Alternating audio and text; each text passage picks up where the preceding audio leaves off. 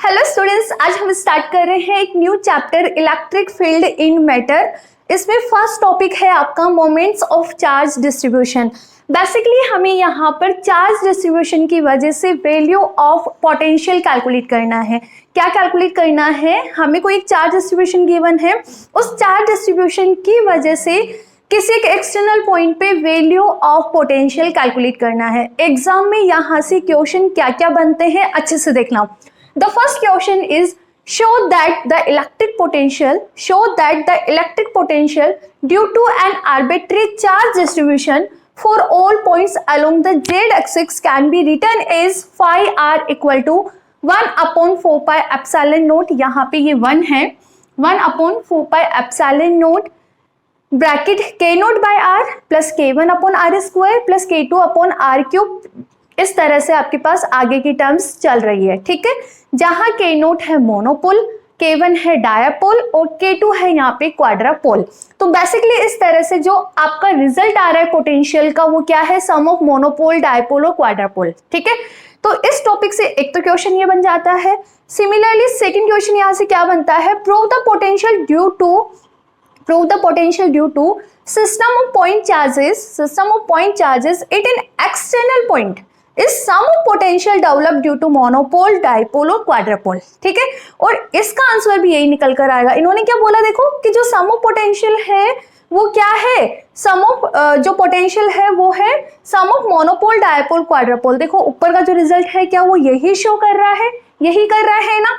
तो इस तरह से इस टॉपिक से इस टाइप के दोनों क्वेश्चन पूछ ले जाते हैं और दोनों ही लॉन्ग आंसर टाइप के क्वेश्चंस है। तो सबसे पहले आप क्वेश्चंस राइट डाउन करिए और हेडिंग डाल लीजिए मोमेंट्स ऑफ चार्ज डिस्ट्रीब्यूशन। अब हम स्टार्ट करेंगे डेरिवेशन पार्ट।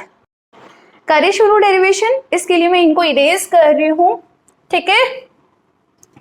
तो क्या करें, सबसे पहले चार्ज डिस्ट्रीब्यूशन ले लेते हैं हम लोग भी यहाँ पे। तो कंसिडर कर लेते हैं कि कोई एक क्लोज सिस्टम है, उस क्लोज सिस्टम में चार्ज क्या है? डिस्ट्रीब्यूट है, ठीक है। तो यहाँ पे जल्दी से ड्रॉ कर दो, ये एक क्लोज सिस्टम, ठीक है, जहां पर चार्ज डिस्ट्रीब्यूटेड है। अब हमें क्या करना है? इस चार्ज डिस्ट्रीब्यूशन की वजह से कहीं एक एक्सटर्नल पॉइंट लेना है और उस पॉइंट पे वैल्यू ऑफ पोटेंशियल कैलकुलेट करना है। बेसिकली चार्ज है, चार्ज की वजह से पोटेंशियल भी होगा और इलेक्ट्रिक फील्ड भी होगा, बट हमारे यहाँ पे टारगेट क्या है? हमें वैल्यू पोटेंशियल कैलकुलेट करना है। तो कैसे करें? हमेशा की तरह सबसे पहले हम क्या करेंगे? कार्टेशियन सिस्टम ड्रॉ करेंगे। तो ये लो, हमने कार्टेशियन सिस्टम ड्रॉ कर दिया, ठीक है। इस तरह से हमने कार्टेशियन कोऑर्डिनेट सिस्टम ड्रॉ कर दिया और जेड एक्सिस को मैंने अलोंग इस तरह से ऊपर की ओर डिफाइन किया है, ठीक है। अब क्या करना है? एक्सटर्नल कोई पॉइंट कंसीडर करना है। तो लो, हमने ये पॉइंट P ले लिया। इस पॉइंट P पे इस डिस्ट्रीब्यूशन की वजह से वैल्यू पोटेंशियल कैलकुलेट करना है। तो यहाँ पे हमें क्या मेथड यूज में लेना है? बेटा सुनना अच्छे से। इसके लिए हम क्या करेंगे? ये जो चार्ज डिस्ट्रीब्यूशन है, जो हम सिस्टम लेकर चल रहे हैं, इस सिस्टम को हम कंसीडर कर लेते हैं कि ये डिवाइडेड है इनफाइनाइटेसिमल स्मॉल वॉल्यूम एलिमेंट से, इनफाइनाइटेसिमली स्मॉल वॉल्यूम एलिमेंट से, ठीक है। ये जो हम सिस्टम लेकर चल रहे थे जिसके अंदर चार्ज डिस्ट्रीब्यूटेड है, हमने क्या करा? इस सिस्टम को डिवाइड कर दिया छोटे छोटे इनफाइनिटेसिमल स्मॉल वॉल्यूम एलिमेंट्स में। अब एक वॉल्यूम एलिमेंट को उठा लेंगे, उस वॉल्यूम एलिमेंट की वजह से इस पी पर कितना पोटेंशियल है वो कैलकुलेट करेंगे। कैसे कैलकुलेट करें? हमें पता है कि फाई इक्वल टू क्या होता है? के क्यू अपॉन आर। आर यहाँ पर क्या होती है? उस पॉइंट की उस वॉल्यूम एलिमेंट से डिस्टेंस, ठीक है। तो उस वॉल्यूम एलिमेंट के लिए हमने निकाल लिया, तो ओवरऑल सिस्टम को के लिए निकालने के लिए हम क्या करेंगे? उसका इंटीग्रेशन कर देंगे, ठीक है। प्रोसेस समझ आई? तब स्टार्ट करते हैं डेरिवेशन। तो सबसे पहले हम यहाँ पे क्या कंसीडर कर रहे हैं? We consider a close system, ठीक है। या फिर इस तरह से लिखो, वी कंसीडर ए चार्ज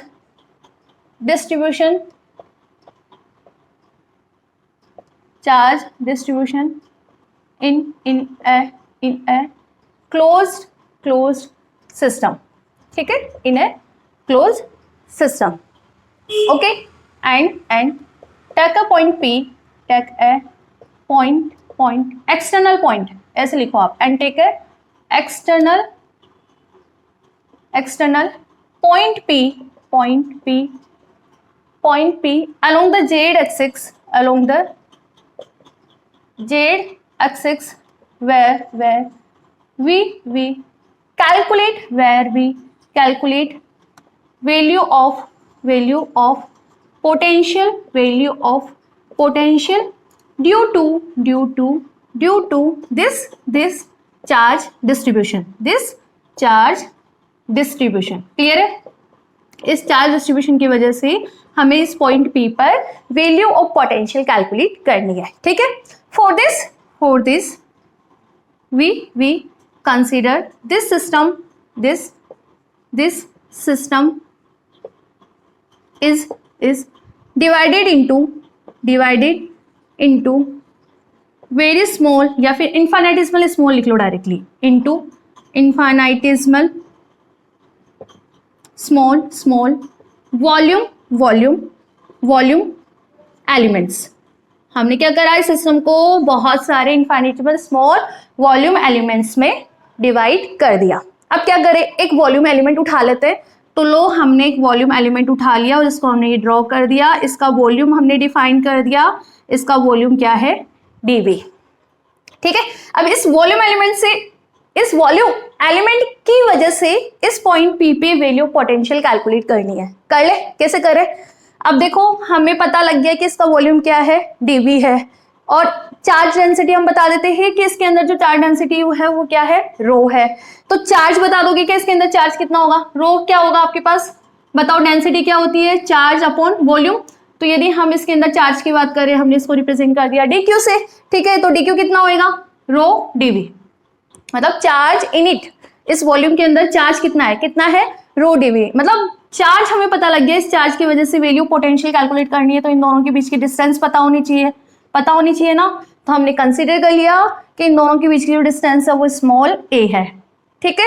और ये जो वॉल्यूम एलिमेंट है वो ओरिजिन से r वेक्टर पे सिचुएटेड है, पोजीशन वेक्टर स्मॉल r पे सिचुएटेड है, ठीक है? और ये जो पोजीशन वेक्टर है वो z एक्सिस से थीटा एंगल बना रहा है, ये भी हमने डिफाइन कर दिया. और OP की हमने लेंथ डिफाइन कर दी, ये क्या है, कैपिटल R. लेक्चर हम वापस कंटिन्यू करते हैं. पहले लाइट चली गई थी, देखो इधर. अब O से P हमने ये डिस्टेंस R डिफाइन कर दी, ठीक है? अब हमें वैल्यू ऑफ पोटेंशियल बताना है due to this volume element. तो बता दोगे ना, कैसे बताओगे? हमें पता है कि जो आपका पोटेंशियल का फॉर्मूला होता है V = KQ/R होता है, ठीक है? तो इस वॉल्यूम एलिमेंट की वजह से हमें पोटेंशियल बताना है. उसे हम फाई से रिप्रेजेंट कर रहे हैं. K कितना होता है यहाँ पे, 1/4πε, ठीक है? एप्सिलॉन यहाँ पर क्या है, इस मीडियम की परमिटिविटी है. Q यहाँ पर क्या है, चार्ज. तो इस वॉल्यूम एलिमेंट के लिए चार्ज हमने क्या डिफाइन किया, dq. तो यहाँ पे हमने लिख दिया dq इस डिवाइड बाय r क्या होता है, इन दोनों के बीच की डिस्टेंस विच इज a, ठीक है? तो इस तरह से इस वॉल्यूम एलिमेंट की वजह से हमने पोटेंशियल की वैल्यू कैलकुलेट कर ली. तो इस टोटल चार्ज डिस्ट्रीब्यूशन की वजह से हमें वैल्यू ऑफ पोटेंशियल कैलकुलेट करना है. तो क्या करें, फॉर द नेट सिस्टम हम यहाँ पे क्या करेंगे, इसका इंटीग्रेशन कर देंगे, ठीक है?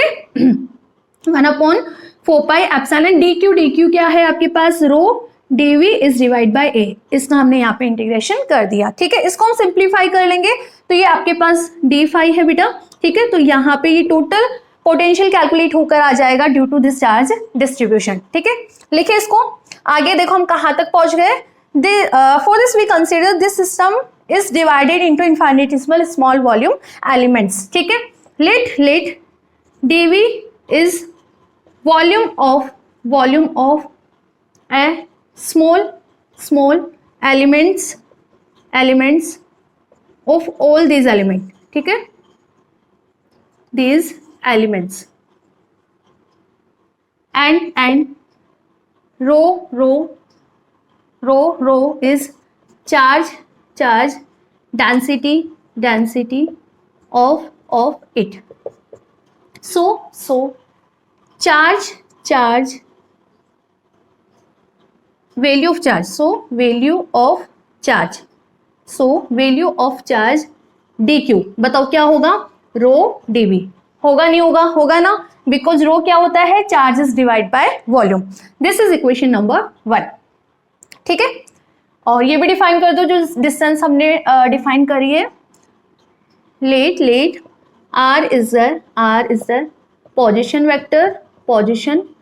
वेक्टर ऑफ वॉल्यूम एलिमेंट, या फिर आप ये डिफाइन कर दो, R is the position vector of volume element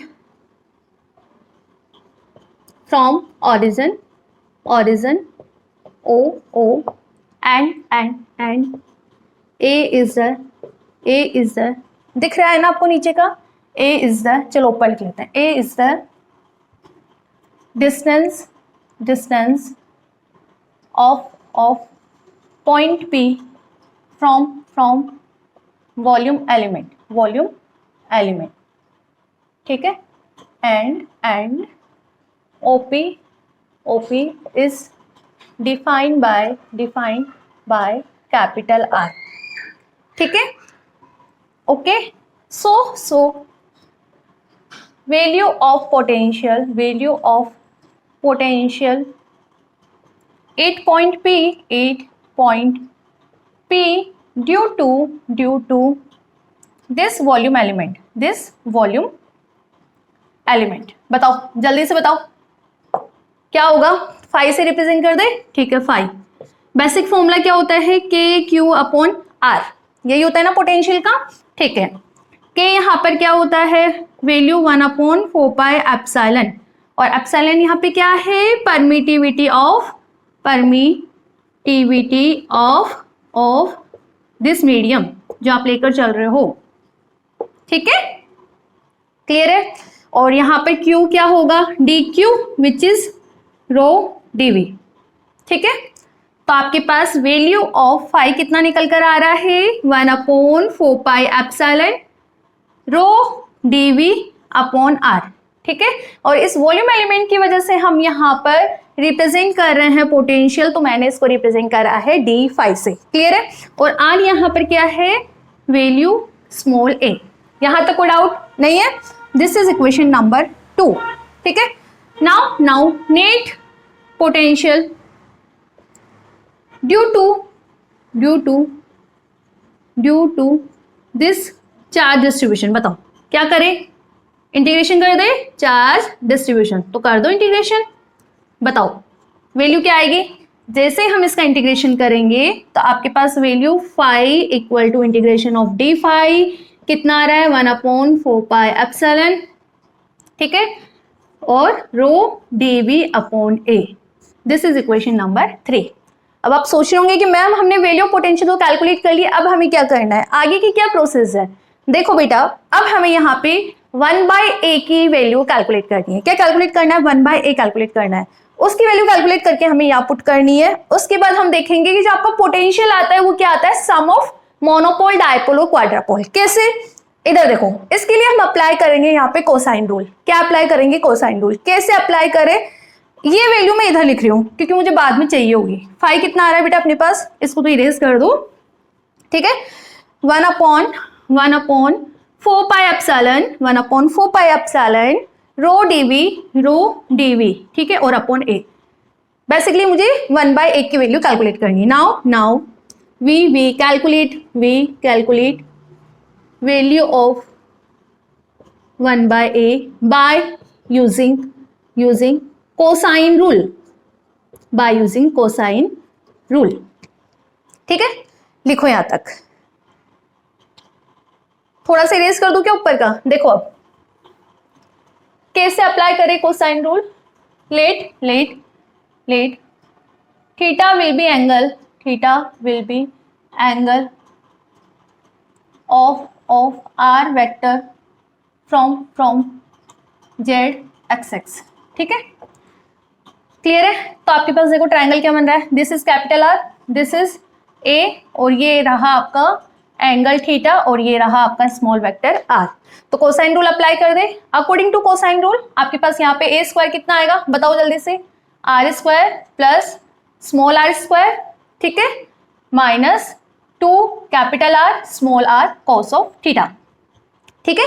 अब हमें तो चाहिए 1/a, तो इसको डिनोमिनेटर में ले जाओ, इसको यदि हम रिवर्ट कर देंगे तो वैल्यू आपके पास क्या रहेगी, 1/r square small r square minus the 2r capital R cos of theta, ठीक है। अब मुझे तो 1/a चाहिए, तो क्या करें, स्क्वायर रूट कर दे दोनों साइड, स्क्वायर रूट करेंगे तो value will be 1/r² plus minus का 2r कोस ऑफ थीटा की पावर हाफ। यहां तक भी कोई डाउट नहीं है। अब इसमें से यदि मैं 1/r² कॉमन लूंगी तो इसके ब्रैकेट में से बाहर निकलेगा तो r ही निकलेगा ना। तो वैल्यू आपके पास क्या रहेगी 1 + r²। कैपिटल R² कॉमन लिया है बेटा मैंने, ठीक है। तो यहाँ पे कैपिटल R² है क्या, नहीं है, तो इसके डिनोमिनेटर में आएगा ना माइनस का 2 स्मॉल r। एक कैपिटल R है तो एक कैपिटल R इसके डिनोमिनेटर में गया, इसकी पावर हाफ, ठीक है। तो 1/a कितना आ रहा है आपके पास, 1/a आपके पास आ रहा है 1/r। अब ये वैल्यू आपके पास डिनोमिनेटर में है, यदि मैं इसको न्यूमरेटर में लिखूंगी तो कैसे लिखूंगी 1 + r² upon capital R² minus का 2r capital R cos of theta की पावर माइनस का हाफ। क्लियर है? ओके, सो नाउ अब आगे बढ़ो। अब आगे कैसे इसको सिंप्लीफाई करें। यदि मैं इस ओवरऑल टर्म को मान लू x, क्या मान लो इसको x, तो आपके पास ये टर्म क्या हुई, क्या इसकी तरह दिखाई दे रही है 1 + x की पावर n दिखाई दे रही है ना, ठीक है।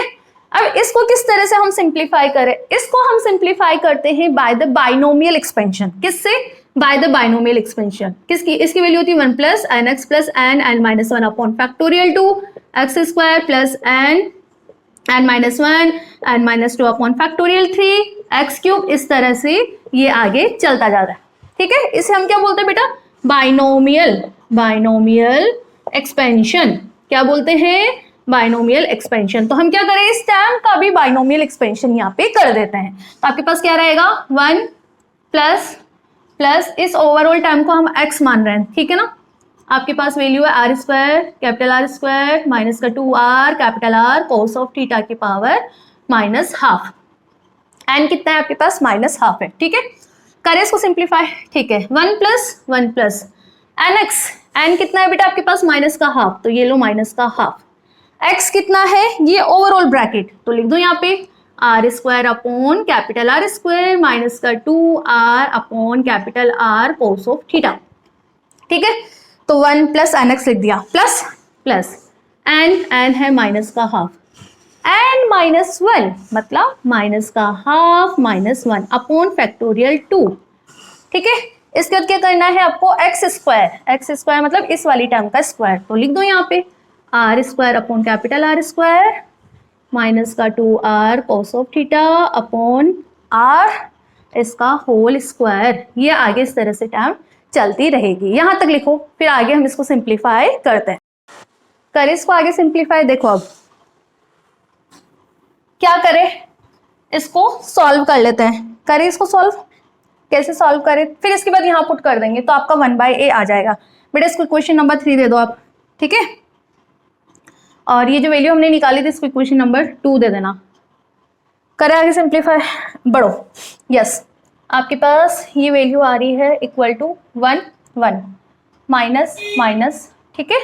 हाफ है ना, 1 - हाफ, तो अंदर मल्टीप्लाई कर दो तो क्या रहा आपके पास, देखो क्या रहा, ये रही वैल्यू आपके पास है माइनस का हाफ, अंदर है आपके पास r² अपॉन कैपिटल R², ठीक है, माइनस का 2 small r cos of theta upon r, ठीक है। यहाँ पे देखो माइनस का हाफ ऑलरेडी है एक, और यहाँ पे हम 2 एलसीएम लेंगे, 2 और एक माइनस का 3/2 और माइनस का 3/2 मल्टीपल माइनस का 1/2 मतलब प्लस का 3/4 और आगे नीचे एक और 2 है तो 3/8, ठीक है। और इसको आप खोल लो, a², यहाँ पे क्या है a - b का होल स्क्वायर, a - b का होल स्क्वायर क्या होगा, a² + b² माइनस का 2ab, अप्लाई कर दो। a² मतलब r की पावर 4 अपॉन कैपिटल r की पावर 4 प्लस b² 4r² कोस स्क्वायर थीटा अपॉन r², ठीक है, -2ab, तो -2 और माइनस का 2 कितना हुआ, -2ab यानी 4, ठीक है, r³ cos theta 2ab upon r³, ये वैल्यू आपके पास आ रही है, ठीक है। तो इस वैल्यू को यहाँ पुट कर देते हैं बाय इक्वेशन नंबर 3, बताओ 1/a कितना आ रहा है आपका, 1/a 1/r इसके बाहर है, ये लो 1/r इसके बाहर है, ये वैल्यू आप पुट कर दो। कर दे पुट, ठीक है करो। ये वैल्यू हम पुट करेंगे तो 1 minus 1/2 R square upon R square, ठीक है। इसको -1/2 को अंदर मल्टीप्लाई कर दो तो प्लस 2 से 2 कैंसिल, माइनस माइनस का plus R cos of theta upon R. सही चल रहा है, आगे बढ़ो। प्लस 3/8 आर की पावर 4 अपॉन कैपिटल आर की पावर 4। 3/8 को अंदर मल्टीप्लाई किया हमने, 4 से 8 गया तो कितना बचा 3/2 R square cos square theta upon R की पावर स्क्वायर, माइनस माइनस कितना यहाँ पे बचा 2, 3/2, ठीक है, R cube cos of theta upon R cube. ये टाइम आपके पास आ रही है। 1/r को अंदर मल्टीप्लाई कर दो। जैसे हम 1/r को अंदर मल्टीप्लाई करेंगे तो 1/a आपके पास आ रहा है 1/r minus R square upon 2 R cube, ठीक है। अब देखो यहाँ पे भी आर क्यूब की आ रही है टर्म, आ रही है ना, इसको इसके साथ लिख लो तो प्लस का 3/2 R square cos square theta upon R cube, ठीक है बेटा। आगे बढ़ो। मतलब बेसिकली मैंने यहाँ पर क्या करा है, जो पावर सेम है आर की उनको साथ में लिखा है, तो 1/r। अब देखो यहाँ पे क्या है, आर कोस थीटा और ये नीचे है आर स्क्वायर, तो plus R cos of theta upon R square, ठीक है। ये आपके पास आर की पावर 4 रहेगी ना, आर की पावर 4, और ये भी आर की पावर 5 रहेगी। तो हमने क्या करा, आर की पावर 4 को पहले लिख लिया, ये लिख लिया आर की पावर 4 और 3/8 आर की पावर 4 अपॉन आर की पावर ये हो जाएगी 5। इस तरह से आपके पास टर्म्स चलती रहेगी। कोई डाउट? मैथमेटिक है, सिंपल। तो 1/a आपके पास कितना आ रहा है 1/r, ठीक है, आर स्क्वायर की ये रही plus R cos of theta upon R square, ठीक है। और इसमें देखो plus R square upon R cube मैंने कॉमन लिया तो क्या बचा 3 cos square theta, 3 cos square theta, ये रहा बेटा इन दोनों में से 2 भी ले लो अपॉन 2 आर क्यूब, ठीक है। तो 3 कोस स्क्वायर थीटा -1, क्लियर है। अब आर क्यूब की पावर लिख ली, अब आर की पावर 4, आगे इस तरह से आप लिखते जाओ, ये आपका टर्म्स रहेगा। 1/a हमने कैलकुलेट कर दिया, ये रहा आपका इक्वेशन नंबर 4, ठीक है। इक्वेशन नंबर 4 को आप 2 में पुट कर दो, बाय इक्वेशन 2 एंड 4 आपके पास फाई कितना आ रहा है 1/4 एप्सिलॉन ऑलरेडी है, ठीक है, 1/4 एप्सिलॉन ऑलरेडी है, और रो डीवी है तो इस पूरी टर्म को मैं रो डीवी से मल्टीप्लाई कर रही हूँ। देखो 1/4 एप्सिलॉन सबके साथ रहेगा तो मैंने बाहर ले लिया, ठीक है। 1/a की वैल्यू पूरी पुट करेंगे, ठीक है, पुट कर दो। तो ये रहा आपका पास इंटीग्रेशन, और ये वैल्यू आ जाएगी आपके पास first term rho DV upon R, ठीक है, और इसको बाहर ले लो आप 1/4 एप्सिलॉन को, प्लस इंटीग्रेशन मैंने ये लगा दिया, ठीक है। और आपके पास नेक्स्ट टर्म आएगी rho dV R cos of theta upon capital R square. Next term देखो, नेक्स्ट टर्म क्या है rho dV R square 3 cos square theta -1 upon 2 R cube, ठीक है। ये आपके पास करें इसको आगे सिंप्लीफाई। देखो आगे हम इसको सिंप्लीफाई करते हैं और देखते हैं हमारे पास वैल्यूज क्या आती है। ऊपर की एक लाइन इरेज कर देखो फाई कितना आ रहा है आपके पास, फाई इक्वल टू 1/4 एप्सिलॉन। इस इंटीग्रेशन को इंडिविजुअल टर्म्स पे लगा देते हैं, लगा दो 1/r रो डीवी, ठीक है, plus 1/r square integration of rho r cos of theta dV plus 1/r cube को मैंने बाहर ले लिया, और 1/2 r क्यूब को मैंने बाहर ले लिया, ठीक है। तो आपके पास जो टर्म बचेगी वो क्या बचेगी, integration of rho r square cos 3 cos square theta -1, और यहाँ पे आपके पास क्या है डीवी। इस तरह से आपके पास टर्म्स आ रही है, क्लियर है। Okay, now in this equation if P0 हम डिफाइन कर रहे हैं integration of rho DV, P1 हम डिफाइन कर रहे हैं integration of rho R cos of theta dV, और P2 हम डिफाइन कर रहे हैं rho R square 3 cos square theta -1 dV, ठीक है। अब आप सोच होंगे कि ये है क्या, अभी देख लेंगे ये क्या है। यदि हम इसकी वैल्यूज यहाँ पुट करें तो आपके पास वैल्यू पोटेंशियल आ रही है 1/r P note plus 1/r² P1 plus 1/2r³ 1/2r³। देखो इस 2 को आप इसके डिनोमिनेटर में ही ले लो, 3 cos स्क्वायर थीटा -1 के डिनोमिनेटर में लो, ठीक है। तो आपके पास ये वैल्यू है किसकी, P2 की। तो आपके पास टाइम आ रही है 1/r³, ये है P2, ठीक है। इस तरह से आपके पास वैल्यू पोटेंशियल निकल कर आ रही है। लिखो इसको, ये जो P0 P1 और P2 है ये क्या है आपके मोमेंट्स, ये क्या है, here P0 P1 and P2 are moments, represent moments. ये किसको रिप्रेजेंट कर रहे हैं, मोमेंट्स को रिप्रेजेंट कर रहे हैं। अब देखते हैं कि ये मोमेंट्स है क्या, ठीक है। ये वैल्यू तो हमारे पास निकल कर आ गई और एक आंसर तो निकल कर भी आ गया कि जो पोटेंशियल है वो क्या है, सम ऑफ मोनोपोल, डायपोल, क्वाड्रापोल। इट में ये चीज समझ आ गई कि ये तीनों ही मोनोपोल, डायपोल और क्वाड्रापोल है, ठीक है। तो केस 1 हम लेके चलते हैं, if P0 is not equal to 0, यदि ये 0 नहीं है। P0 है क्या आपके पास, रो डीवी, और रो डीवी यहाँ पर क्या है, नेट चार्ज। रो डीवी यहाँ पर क्या है, नेट चार्ज। याद करो अच्छे से, ये हमने जो वॉल्यूम एलिमेंट लिया था इसकी वजह से जो चार्ज निकाला था DQ, कितना आ रहा था, रो डीवी। मतलब यहाँ पे इस कंडीशन पे नेट चार्ज आपका 0 नहीं होगा, नहीं होगा ना, net charge is not equal to 0। लिख लो यहाँ पे इज नॉट इक्वल टू 0, ठीक है। और अब हम इस पोटेंशियल पे हायर जो 1/r की हायर टर्म्स है उसको भी इग्नोर कर देते हैं। तो आपके पास जो फाई है वो कितना आया, 1/4 epsilon naught integration of rho DV upon capital R, ये निकल कर आ रहा है। और रो डीवी यहाँ पे इंटीग्रेशन ऑफ रो डीवी यहाँ पर है क्या, DQ ना, है ना, DQ। तो आप क्या बोल सकते हो, K DQ अपॉन R। ये वैल्यू आपके पास निकल कर आ रही है किसकी, फाई की, ठीक है। और पॉइंट चार्ज की वजह से वैल्यू पोटेंशियल क्या होता है, KQ अपॉन R।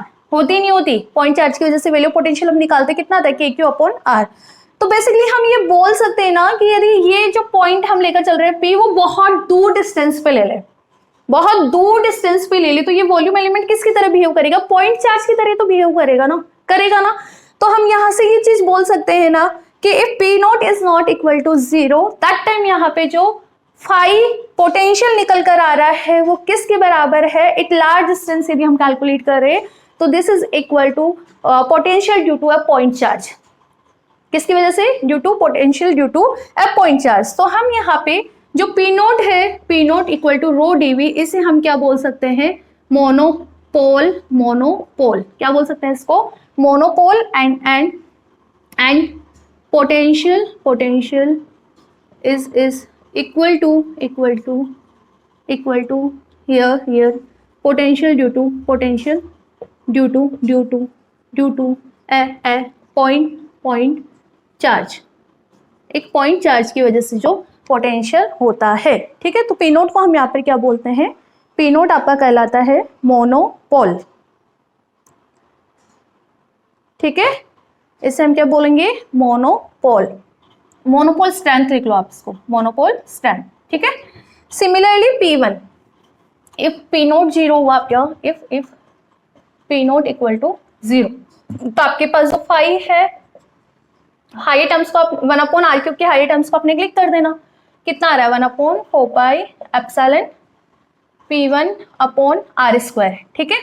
और P1 आपके पास क्या निकल कर आता है, P1 बताओ आपके पास क्या निकल कर आ रहा था, रो याद है क्या थोड़ा सा, rho R cos of theta dV, ठीक है, अपॉन इसकी आपके पास टाइम कितनी आती है, R², ठीक है। ये वैल्यू निकल कर आती है। इफ P इक्वल टू हमने लिखा 0, ठीक है, सेकंड केस लेकर चल रहे हैं, तो आपके पास फाई की वैल्यू ये आ रही है, ठीक है। अब डायग्राम पे जाओ, यहाँ डायग्राम पे आओ, यहाँ पर इस डायग्राम से r cos थीटा को क्या मैं लिख सकती हूँ, ये वाली डिस्टेंस मतलब z। यदि हम ये z एक्सिस ले तो इस डिस्टेंस को मैं स्मॉल z लिखूँ, तो आपके पास जो P1 है वो कितना आ रहा है, बताओ P1 कितना आ रहा है। यहाँ पर जो P1 है वो क्या आएगा, यहाँ पे इंटीग्रेशन भी है ना, ठीक है। तो P1 आपके पास क्या निकल कर आ रहा है, ये तो 0, फर्स्ट टर्म तो आपकी 0 हो ही गई थी इस वाले एक्सप्रेशन में, देखो फर्स्ट टर्म तो 0 हो ही गई थी, ठीक है। केवल आपका सेकंड टर्म लेना है, और जो 1/r³ की हायर पावर से उसको तो हमने नेग्लेक्ट कर दिया ना। तो P1 आपके पास क्या निकल कर आ रहा है, इंटीग्रेशन, हाँ बोलो, रो जेड dv, रो जेड dv, या रो dv को हम यहाँ पे क्या बोलते हैं, चार्ज, विच इज dq, ठीक है, विच इज dq। तो बेसिकली यहाँ पर है क्या, dq मल्टीपल जेड, मतलब डिस्टेंस का चार्ज से मल्टीपल। क्या इसे आप डायपोल बोलते हो, क्या बोलते हो, डायपोल ना। तो इट मीन यहाँ पर जो P1 है वो किसको रिप्रेजेंट करेगा, डायपोल मोमेंट को रिप्रेजेंट करेगा, डायपोल मोमेंट को रिप्रेजेंट करेगा। It mean that time potential किसके बराबर है यहाँ पे, potential is equal to is due to dipole moment. Clear है। और ये जो जेड है वो क्या है, यहाँ पे जो जेड एक्स लेकर चल रहे थे ना वो डिस्टेंस, और बहुत दूर हम यदि वो पॉइंट पी लेकर चले। सिमिलरली हम बात करें थर्ड केस क्या, इफ पी नोट आपका क्या हो 0 और P1 भी आपका क्या हो 0, तो फाई आपका किसके बराबर आएगा, जो आपकी नेक्स्ट टर्म बची रहेगी वो कितनी है, बताओ जल्दी से, 1/2r³ integration of rho r², 3 cos square theta -1 dv, ठीक है। और इस 2 को भी आप इसके साथ ले लो, ठीक है। और इस टर्म को हम क्या बोलते हैं, इस टर्म में हम इस P2 को P2 is equal to rho r², 3 cos square theta -1 is divide by 2 dv, इसे हम बोलते हैं क्वाड्रापोल। क्या बोलते हैं इसको, क्वाड्रापोल मोमेंट। तो इस तरह से हमने देखा ना कि जो पोटेंशियल निकल कर आ रहा है वो क्या है, सम ऑफ मोनोपोल, डायपोल और क्वाड्रा